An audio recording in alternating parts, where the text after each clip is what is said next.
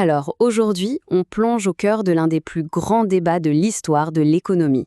C'est vraiment un face-à-face de titans qui façonne encore les politiques d'aujourd'hui. D'un côté, la vision classique, et de l'autre, la révolution keynésienne. En fait, tout le débat, il tourne autour d'une question qui a l'air simple, mais qui est fondamentale. Quand une économie va mal, quand le chômage explose, est-ce qu'il faut juste attendre qu'elle se soigne d'elle-même, ou est-ce que l'État doit mettre les mains dans le cambouis pour la relancer? C'est vraiment ça le point de départ de toute la discussion. Allez, commençons par le premier camp, les économistes classiques.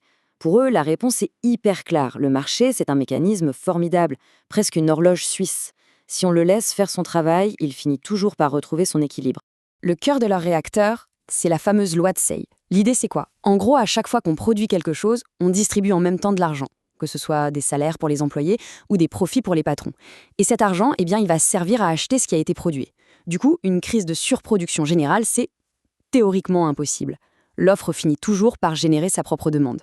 Pour que cette belle mécanique fonctionne, il faut 3 conditions, 3 piliers. D'abord, on suppose que les prix et les salaires sont super flexibles. S'il y a du chômage, pas de problème, les salaires baissent et hop, ça devient plus intéressant d'embaucher. Deuxièmement, l'économie a donc une tendance naturelle à revenir au plein emploi. C'est son état normal. Et enfin, la monnaie est juste un voile. Elle facilite les échanges, mais elle ne change rien à l'économie réelle, à la production, à l'emploi. Bon, cette vision des choses, elle a dominé la pensée économique pendant très très longtemps.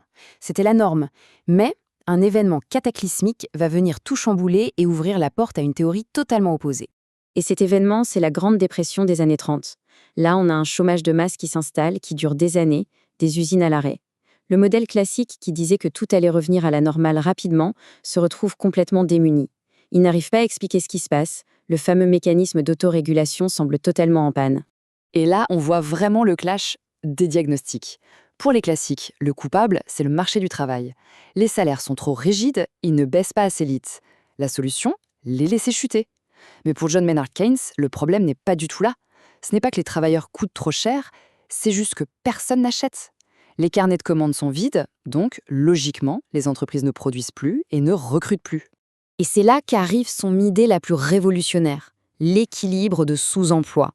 Keynes dit, attention, une économie peut parfaitement trouver un équilibre, être stable, mais dans une situation catastrophique avec des millions de chômeurs. Il n'y a aucune garantie magique que l'économie revienne toute seule au plein emploi. Ok, pour bien visualiser cette opposition radicale, rien de tel que de passer au graphique. Le modèle offre globale, demande globale, qu'on appelle aussi ASAD, permet de mettre en image ce choc des idées de manière très parlante. D'abord, le côté classique. Pour eux, l'offre est reine, c'est elle qui fixe les règles du jeu. Le potentiel de production d'un pays, son PIB de plein emploi, ne dépend que de facteurs concrets. Combien on a de travailleurs, de machines, et quel est notre niveau de technologie. C'est une sorte de mur, une limite physique. Du coup, leur courbe d'offre globale, elle est verticale, une ligne droite. Qu'est-ce que ça veut dire? Ça veut dire que peu importe le niveau général des prix, qu'il monte ou qu'il baisse, la quantité totale produite dans le pays reste bloquée à son maximum. L'ajustement se fait uniquement par les prix, jamais par les quantités produites. Et là, Keynes arrive et il inverse complètement la logique. Pour lui, à court terme, et surtout en temps de crise, les capacités de production, on s'en fiche un peu. Ce qui compte, c'est ce que les gens sont prêts à dépenser. C'est la demande qui tire toute l'économie. Sa courbe d'offre globale à lui est donc horizontale, tout le contraire. Et pourquoi? Parce que Keynes fait une observation de bon sens. Dans la vraie vie, les salaires et les prix ne changent pas toutes les 5 minutes. Ils sont collants, ils sont rigides. Quand la demande s'effondre, les entreprises ne baissent pas leur prix tout de suite. Non. Leur premier réflexe, c'est de produire moins et de mettre des gens au chômage. L'ajustement se fait par les quantités.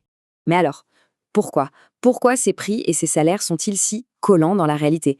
Cette rigidité, qui est vraiment la pierre angulaire de l'analyse de Keynes, d'où est-ce qu'elle vient? Eh bien, le modèle de Keynes, il est ancré dans des observations très concrètes du monde du travail et des entreprises. On a des contrats de travail qui fixent les salaires pour 1 an, parfois plus. Pour une entreprise, changer toutes les étiquettes de prix, réimprimer les menus ou les catalogues, ça a un coût. On a aussi les négociations syndicales qui, bien souvent, empêchent les salaires de baisser. Et il y a même ce qu'on appelle le salaire d'efficience, des entreprises qui payent volontairement un peu plus pour garder leurs salariés motivés et productifs. Bref, plein de frictions bien réelles. Cette citation résume à la perfection la pensée keynésienne. Ce n'est pas une négociation abstraite sur le marché du travail qui décide du nombre de chômeurs. En fin de compte, ce qui détermine le niveau de l'emploi, c'est la décision des chefs d'entreprise de produire plus ou moins, en fonction de ce qu'ils anticipent de leur vente future. C'est la demande anticipée qui est la clé. Alors, au final, qui a raison, qui a tort? En réalité, comme souvent, les choses sont plus complexes.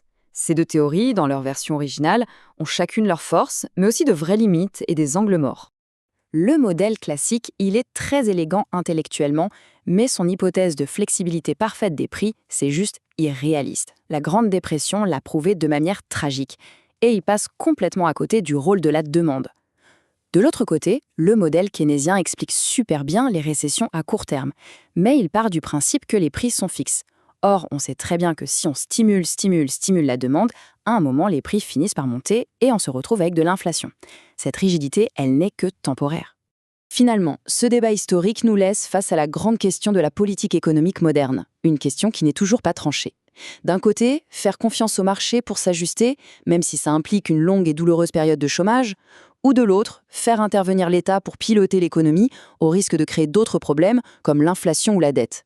La vérité se trouve sans doute, comme toujours, quelque part entre ces deux extrêmes.